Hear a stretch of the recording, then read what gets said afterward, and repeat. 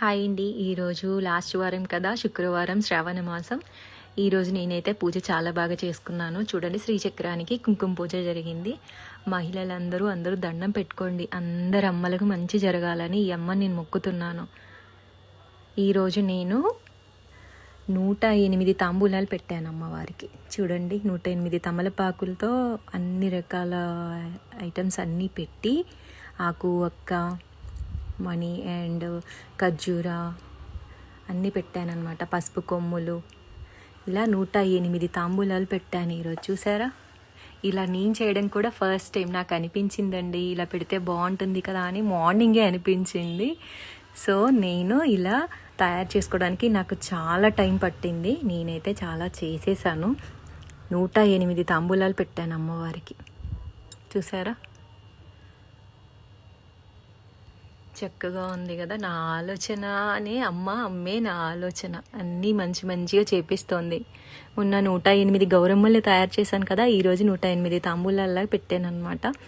లక్ష్మీ అష్టోత్తరం చదివాను, అన్నిటి మీద అక్షింతలు చల్లుకుంటూ నేను చేశాను ఈరోజు. నాకు ఈరోజు మళ్ళీ అమ్మవారు ఒక మంచి సంకల్పం ఇచ్చింది. చూసారా, ఎంత బాగుంది కదా అమ్మవారికి. 108 తాంబూలాలు. నేను ఫస్ట్ టైం, నాకు ఎప్పుడు రాలేదు ఇలాంటి ఆలోచన, ఫస్ట్ టైం వచ్చింది, నేను చేశాను. బాగుందా? చూడండి, అమ్మవారు ఎంత చక్కగా కూర్చుందో అక్కడ. శ్రీచక్రానికి అభిషేకం చేసి మంచిగా కుంకుమ పూజ చేశానన్నమాట.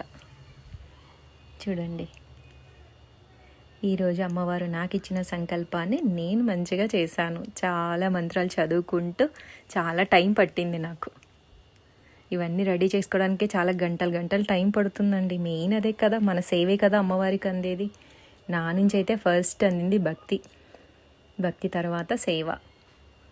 అవి రెండు వల్లనే నేను ఈరోజు ఇలా ఉన్నాను. చాలా కష్టపడతాను నేను. బాడీ పెయిన్స్ కూడా వస్తాయి, అయినా సరే లెక్క చేయను, చేస్తూనే ఉంటా. అలంకరణ ఎంత వీలుంటే అంత చేస్తూ ఉంటా అన్నమాట. ఈరోజు అమ్మవారికి నేను శ్రీచక్రానికి చక్కగా అభిషేకం చేసి కుంకుమ పూజ చేశాను. అక్కడ అమ్మవారు కూర్చున్నట్టు ఏదో రూపం కనబడుతుంది కదా, చూడండి ఎంత చక్కగా కనిపిస్తుందో.